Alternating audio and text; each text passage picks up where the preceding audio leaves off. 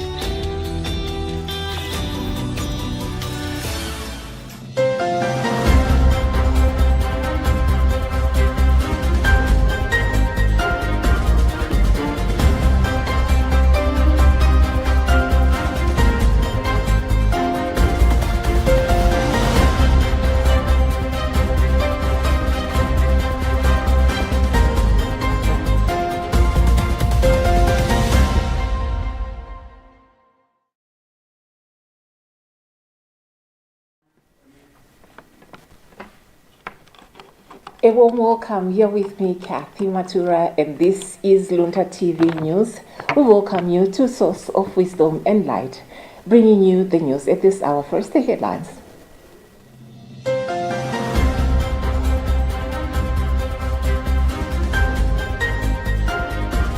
Pope Leo XIV to hold next consistory in June hopes for annual meetings with cardinals.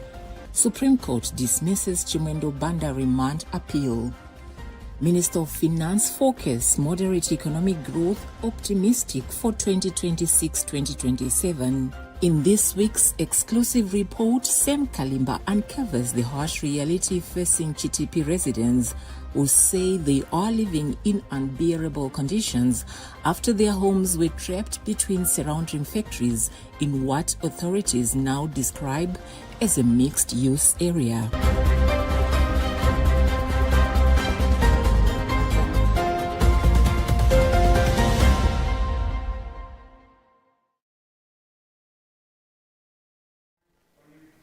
And now the news in detail.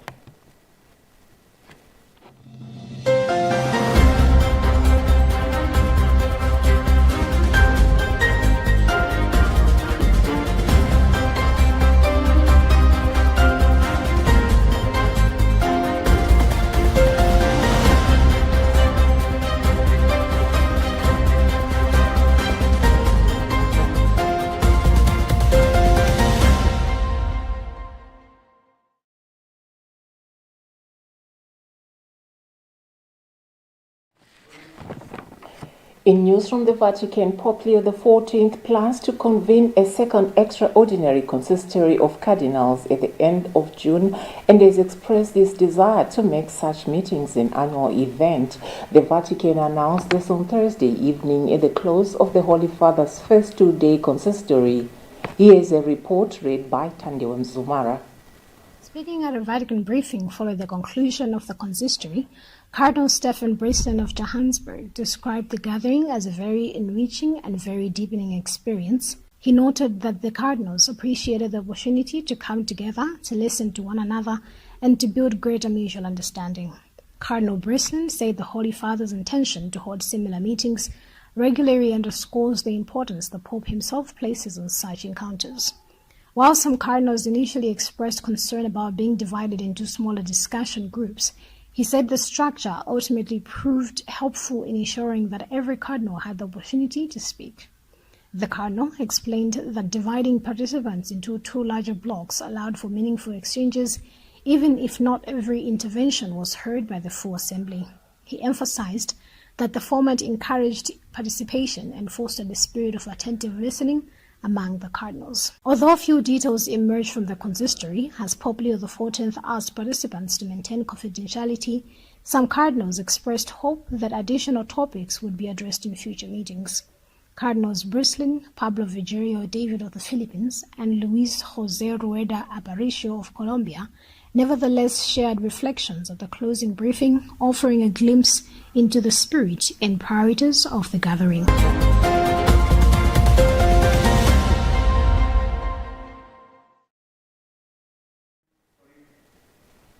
In news from the highest office, President Professor Arthur Mutharika has urged newly sworn-in deputy cabinet ministers to serve Malawians with integrity, diligence, and humility, warning that corruption and self-interest have no place in his administration. Speaking during the swearing-in ceremony in Lilongwe, President Mutharika congratulated the deputy ministers on their appointments, expressing confidence in their abilities and commitment to public service. Cherit Chilanga with the details. Mutharika said the appointments were based on merit and the need to strengthen government capacity as the country confronts emerging challenges, including the effects of climate change. He said the oaths taken by the deputy ministers bind them to uphold and protect the constitution and to place national interests above personal gain, stressing that his government is people-centered and focused on service rather than self-enrichment.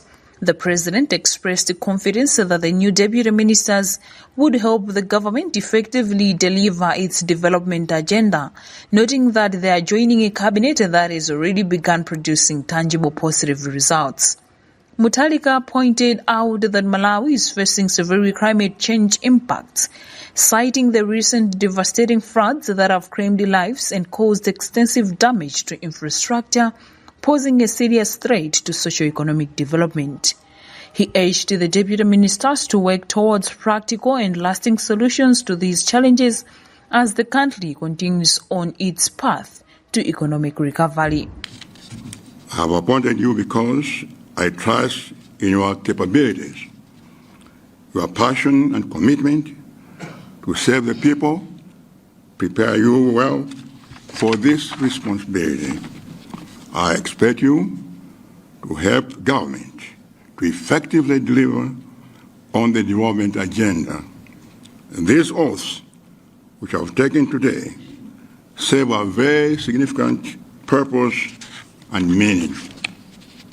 The oath bind you to uphold and protect the Constitution of this country and to place national interests above personal gratification. As I always say, this government is people-centered government. Sinta Yoderai, but to serve.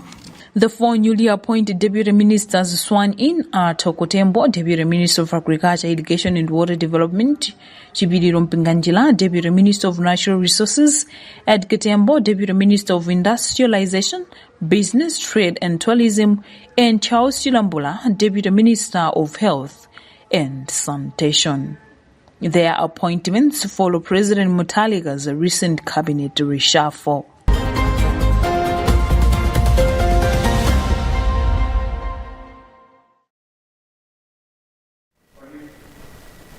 The Supreme Court in Luntha has dismissed an appeal challenging the remand order of Malawi Congress Party Secretary General Richard Chimwendo Banda, ruling that the matter was prematurely brought before the court. The decision means Chimwendo Banda will remain in custody at Maula Prison. Delivering the ruling, Justice Dorothy Nyakaunde Kamanga agreed with the state's preliminary objections, citing technical grounds including lack of jurisdiction. She emphasized that the appeal could not be entertained at this stage because it was filed prematurely. More in this report filed by Gift Kalonga.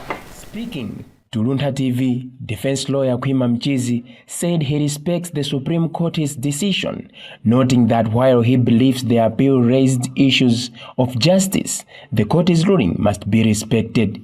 Mchizi said the defense's primary concern is not necessarily whether their client is granted bail, but the continued delay by lower court in delivering a ruling on the bail application. He explained that the absence of ruling has placed Chimwendo Banda in what he described as a legal vacuum, leaving him without clarity on his legal status. He added that the application before the Supreme Court should be viewed as a protest application intended to highlight these concerns rather than an attempt to bypass due process. Mchizi said the defense will now go back to the drawing board, expressing hope that justice will be served through the delivery of the reasoned ruling by the High Court. At a loss of words, I think that should be the response. I agree with the Justice of Appeal, but also I think in the circumstances, sometimes I think the law is there to serve a purpose, and the purpose is to bring out justice. So all I would say is, yeah, the law is the law, as they say. Yeah, we'll go back to the drawing board and see if justice will be served either way, because our only worry is that there is a client, there is a ruling that is pending or has been pending forever, in our opinion, and that's our only worry. The judge in the lower court can deny our client bail. We don't mind if he gives the proper reasons. He can grant him bail if he gives the proper reasons. But all we're saying is that should be done. But we're in a vacuum, we're in a space where I think our client is basically tied. And if I may say this, the application before the Supreme Court, which is the highest court of the land, should be seen as a protest application. Minister of Justice, Director of Criminal Litigation, Zikondi Malunda, says the state will proceed with the legal process to have Richard Chimwendo Banda appear in court once his healthy conditions allows. Malunda said Chimwendo Banda is currently receiving medical treatment in hospital, adding that it will be inhuman to arraign him while he is unwell. He emphasized that everyone has the right to proper medical care. It's just about justice being done. We can't say we are happy, we can't say we are sad. It's just one day at the office, one day at work. Well, we wait from the lawyers for Honorable Richard Chimwendo Banda if they have any other applications to make. As for us, we are going to proceed with due process of law, and we're going to ensure that he's taken to court and the case commences. Hopefully any day next week. You might have heard that he has not been very well, so it would be inhuman to be taking him to court in the condition that he is in. No, he is already in hospital, actually, according to reports that we're getting. He is already receiving treatment. As you know, every person, and indeed every accused person, has a right to medical care. So we cannot stand in any person's way to get proper medical treatment. Meanwhile, Richard Chimwendo Banda will remain on remand at Maula Prison as he awaits the High Court's ruling on his bail application. He is facing charges of attempted murder involving Frank Chwanda. For Luntha News, this is Gift Kalonga.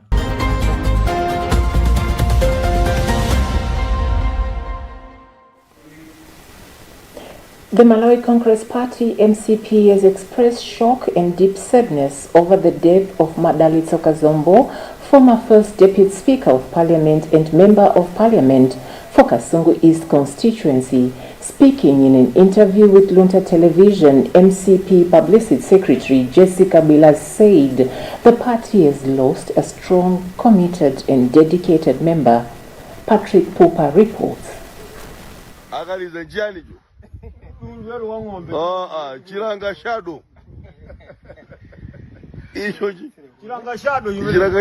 Confirming the death, Kabwira said the party is deeply saddened by the loss of Kazombo, whom she described as a hard-working and a loyal member who served both the party and the nation with diligence.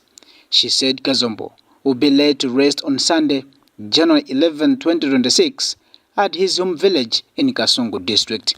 It is shocking and a big, huge loss to Malawi Congress Party, because Honorable Madalitso Kazembe was not only a strong member, an anchor of the party, but he served as a member of parliament for a very long time in Kasungu, and he was our director for recruitment. Those of us who attended the convention know how he became the spirit of the convention and reminded us of who Kamuzubanda was and the principles that he left. Meanwhile, former Speaker of the National Assembly Catherine Gotani-Hara, who worked closely with Kazombo during his tenure, described him as a dedicated leader, saying the nation has lost a great man. The death of Honorable Madacho Kazombo is very shocking. He was a very energetic young man, somebody with a lot of integrity, somebody who loved his job, and he enjoyed whatever he did, be it in the political arena, be it in his constituency. When he was doing party work, he was somebody who just loved whatever he did. And it's somebody that a lot of young people were looking up to him because of the energy, the integrity that was in him. We're going to miss him. Was somebody that I felt that the younger generation was looking up to, looking at how he dedicated himself to the people of Malawi. The person that he was, strong character, somebody with a lot of enthusiasm, with a lot of energy, and very willing to serve this country and this nation. Political analyst Lake Mbewe has also described Kazombo's death as a huge loss to the country's youth, noting that he was passionate about empowering young people and encouraging self-reliance through entrepreneurship. It is a very, very sad and shocking news regarding the passing on of the former second deputy speaker, Honorable late Madaliso Kazombo, and we will miss him in all critical spheres, but also leadership circles.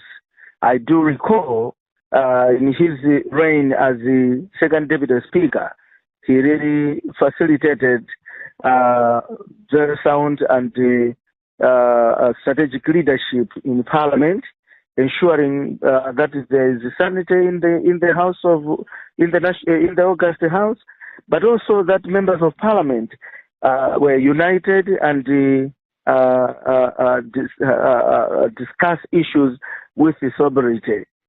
Furthermore, as the Malawi Congress Party, I should also make mention that they will miss late Madaliso Kazombo, because he was one of the pillars in driving political dynamics within the party, and this can be attributed with the way late Kazombo was interacting with people in his constituency, not only in his constituency but in other constituencies when he was called to national duty. In a statement, Speaker of the National Assembly Samir Suleiman said the National Assembly is deeply saddened by the passing of Kazombo.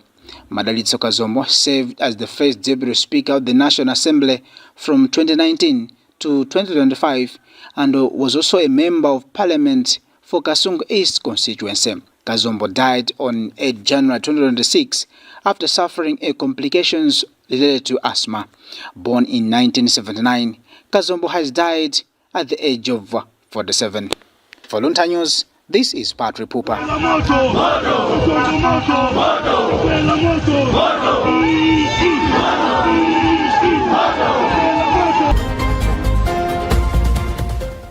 You're watching Luntha TV News, and here are the headlines once again.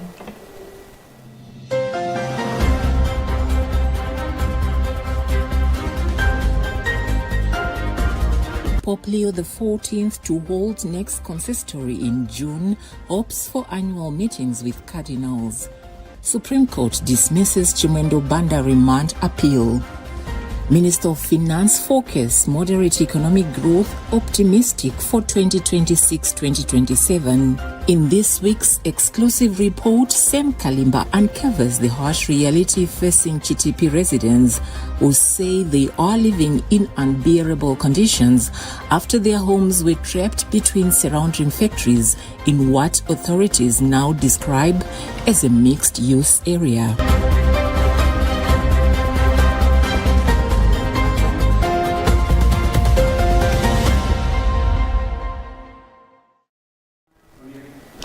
Welcome back. If you're just joining us, this is Luntha TV News and I'm Kathy Matura.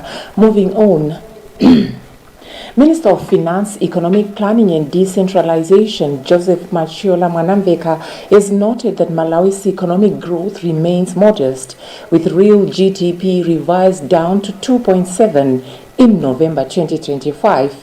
Despite this, he expressed cautious optimism, forecasting growth to reach 3.8% in 2026 and 4.9% in 2027, driven by targeted investments and policy reforms under the National Economic Recovery Plan. Mwanamveka shared these views today in Lilongwe during the ministerial pre-budget consultation meeting for the 2026-2027 fiscal year.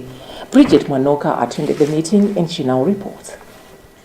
On inflation, the minister said that pressures remain high due to shortages of food, fuel and foreign exchange. Mwanamveka said inflation averaged 32.3% in 2024 and is projected to decline to 28.5% in 2025 and 20.7% in 2026. He further highlighted that the national budget is under heavy strain from statutory expenditures such as wages, interest payments and pensions, which consume over 90% of domestic revenue. Almost all, except what we call the regulatory institutions like the Reserve Bank, MACRA, Malawi Bureau of Standards, Malawi Gaming Board, MRA. Those are the ones that are making money. Now, we only have Sunbed. That's where we are making, and as government, that's the only institution that we are proud of because it's making money. So we can't say our only child through the stock exchange. If anything, as I've said, we would want more companies to go to the stock exchange, but before we take them there, we need to make sure that we polish up their balance sheets and make sure that they are profitable. Malawi Health Equity Network Mehin Executive Director George Jobe has urged government to invest in a digital health system to make health care more accessible. On that. When you look at the health financing, the question has always been how can we find money domestically, locally?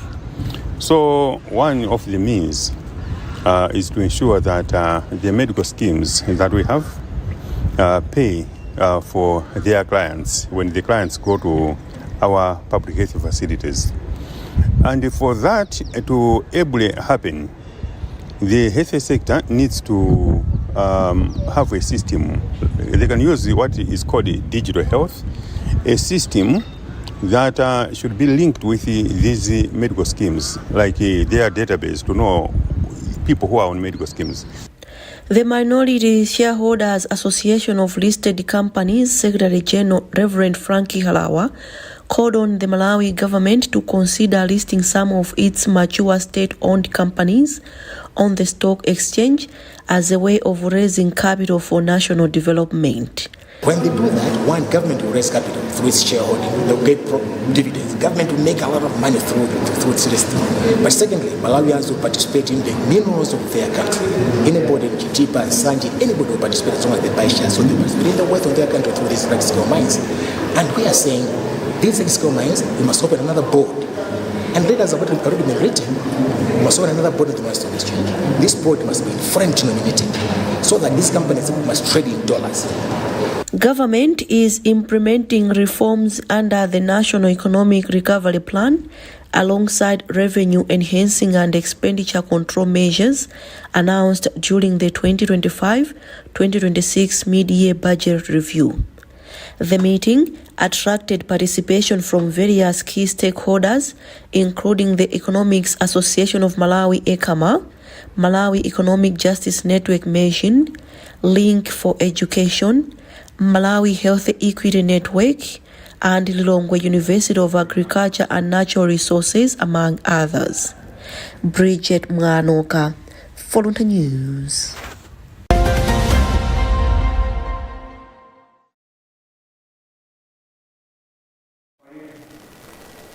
Minister of Local Government Ben Piri has urged Lilongwe City Council to work closely with residents to improve service delivery and create a clean, well-organized capital city. Speaking during a town hall stakeholders meeting in Lilongwe, Pires said it is the responsibility of the City Council to ensure that Lilongwe remains a conducive environment. He added that this can only be achieved through strong collaboration with citizens and other stakeholders. Emmanuel Chiwocha reports. The minister further noted that President Professor Mutharika expects Lilongwe as the country's capital city to set a good example. He said both the city council and the residents have a shared responsibility to make the city attractive, orderly, and conducive for business and living. Pili emphasized that his ministry is committed to supporting cleanliness initiatives in the city and has introduced a 500,000 incentive scheme targeting broke leaders. Under the initiative, communities must maintain high standards of cleanliness will be rewarded with the cash prize. With the powers that governs or the laws that governs our ministry charges us to enhance service deliveries in councils and towns. As a result, the President expects improvement of service delivery to the residents of Malawi. He has said times without numbers that Malawians voted, and time for politics is way over. He expects us to deliver. We cannot claim to be serving the people that we are not listening to. So we would love to give citizens opportunity to talk to us about how we are serving them so that we can improve. That's the only way that we can improve in our service delivery. So I'm setting a tone because the President has already said the tone. I am setting the tones to cities to say this is what we have to do. That's why this assembly today has agreed that town hall meetings in Lilongwe will be done twice a year. And we're looking forward to such, and all the contributions that have been put across will be put to use to making sure that the citizens begins to enjoy. During the meeting, stakeholders raised several concerns affecting the city, including the presence of street-connected children, poor waste management, street vending, the bad state of Lilongwe Town Hall building, and the shortage of public toilets. Executive Director of One Step Foundation, Moses Mwalabu, said government should ensure proper planning before removing children from the streets. He stressed the needs for adequate structures, food, and support systems to sustainability reintegrate the children into the society. First of all, I would love to see the city council constructing vocation centers, because in Lilongwe we have got so many still children who are just loitering and they have never attended any formal education, and these kids, they need to become also, they need to become productive citizens, and for them to become productive citizens, they need to go on vocational centers and learn, because this vocational center doesn't need somebody who have got a qualification, a formal qualification. They just need somebody to see and observe and learn and then practice on the ground. The town hall stakeholders meeting attracted business community members, block leaders, security agencies, civil society organizations, and government officials, all united in their call to make Lilongwe a cleaner, safer, and better managed capital city. For Luntha News in Lilongwe, this is Emmanuel Chiwocha.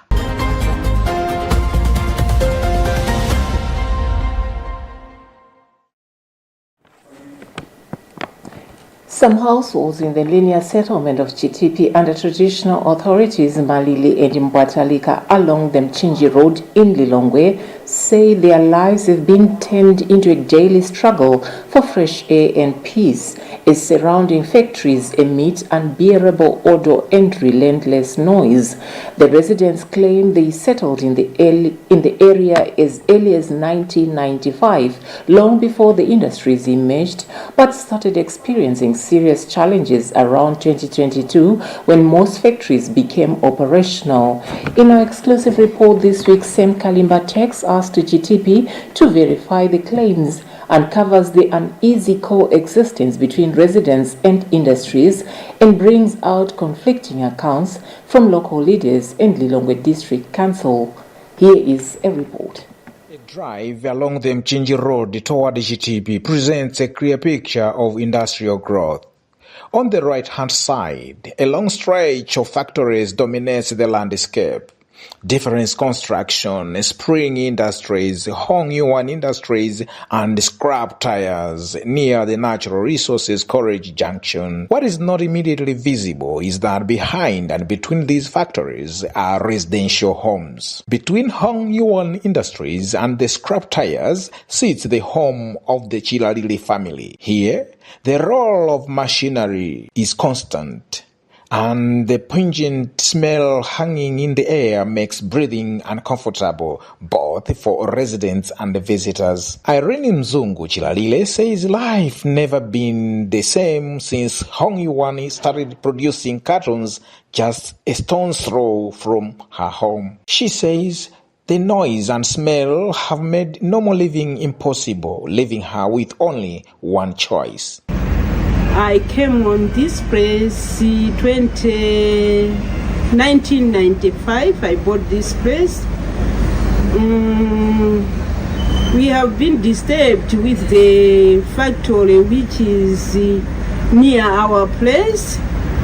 It is disturbing us because of the smell and noise. Chitipi is surrounded by indigenous villages of Chinzimu, Nakutepa, Chakwanira, Gwirize, Chumbu, Mwanza 1 and 2 along the settlers' village of Kachilele. Kachilele village elects a chief from among the settlers for a specific term. Chimwemwe Alexander Mkochi, who was Chief Kachilele when factory developments began, says residents raised alarm early. Mkochi explains that a task force on environmental affairs was formed to engage authorities, but their efforts yielded little progress. As the residents of the area, we have been involved in the complaint against the factories that are cropping up in our area. And so we did not just sit idle. We acted on it, and knowing Kunyaguti Zikolima Kanima authorities, we thought of engaging authorities in government.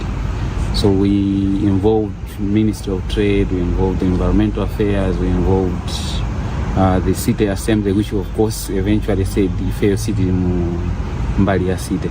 So we were referred to the District Assembly, where we've had a series of meetings regarding the same, and our questions have hinged on issues to do with whether our area is an industrial area or a residential area. If it is a residential area, then what are the factories doing in the community? Unfortunately, the authorities have not been forthcoming in terms of responses as to helping us as residents of the area. And so at a certain point, because we've been taking pictures as well, some NGOs came in and actually got involved and had one of the factories, the Chinese factory, closed. However, to our amazement, when we went to the district assembly, the responses that they were giving us were not related to what we had been complaining about. However, Lilongwe District Council distances itself from the dispute. According to the council, land allocation is conducted through its Land Allocation Committee and only on land lawfully acquired by the council. The council insists it did not allocate land to either residents or industries at GTP. Council spokesperson Andrew Mkonda says both settlers and factory developers acquired land through chiefs and estate agents, not the council. He adds that GTP is now being treated as a mixed-use development area where residential and industrial activities have grown side by side, and that the council has not received any formal complaint from the residents. Okay, what we are saying as the Lilongwe District Council allocates land through its Land Allocation Committee, and this is done on the land that the council has lawfully acquired. So for GTP, the council has not done any land allocation to either residents or industries. However, the whole Malawi being a planning area regardless of how land has been acquired, developers are supposed to acquire development permission before commencement of any development. And this is accordance with the Physical Planning Act and the other applicable planning and environmental laws. So for areas like Chitipi, land has been acquired by both residents and the factory developers through traditional authorities and the state agents. As the result, the area is currently being treated as a mixed development area. The incumbent Chief Kachilele, James Zinyama Piri, acknowledges the economic value of the factories, noting that they have created employment opportunities for the community. But he warns that development should not come at the cost of people's health. We have a few concerns over what is happening in our area. The first thing is that factories are just sprouting out, and these have brought quite a number of concerns. First is that, we don't know what these factories are manufacturing. What we are fearing mostly is the stench smell that comes out of those factories and the constant noise in the environment. Some of these factories are quite close that you don't know what is happening, but there are also some factories that are making cement bricks, and these have also damaged the roads that we have, and also having noise even in the middle of the night that you can't sleep, because some of us, Chief Kachirere is chief that is representing those people who have purchased land in Chitipi, and the reason why most of the people purchased land was that this is a quiet place, a peaceful place with good environment, surrounding. But now, I think this has really affected, the well-being of most of us here, because you can't sit on your veranda. There's so much noise, so much stench, smell that is coming out. But also, we don't know what the wastes are doing, to the water that we are drinking, to the even crops that we are planting. You find that we don't know what these factories are doing, as I said, and the chemicals that they are using, whether they are friendly to human beings or not. For families living around the Chitipi industries, uncertainty defines daily life. They are unsure of what the air they breathe is doing to their bodies, trapped between economic development and the persistent stench and rhythm of machines that never seem to rest day and night.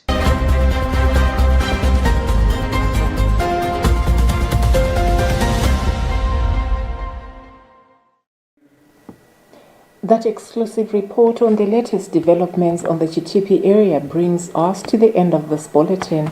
But before I go, here's a recap of the headlines.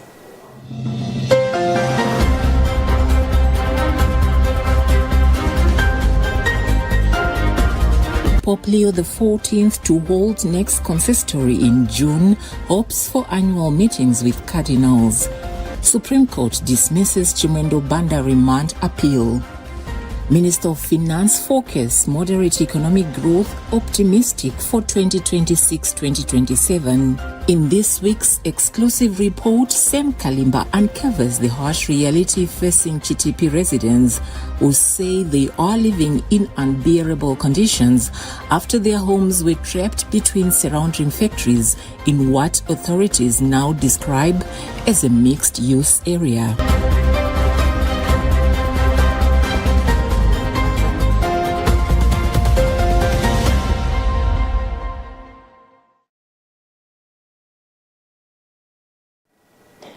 It has been an honor to serve you as your anchor for the first time in 2026. As we step forward in faith and hope, may the Lord grant us His guidance in all our endeavors. Thank you for trusting Luntha TV. I'm Kathy Matura. Goodbye for now.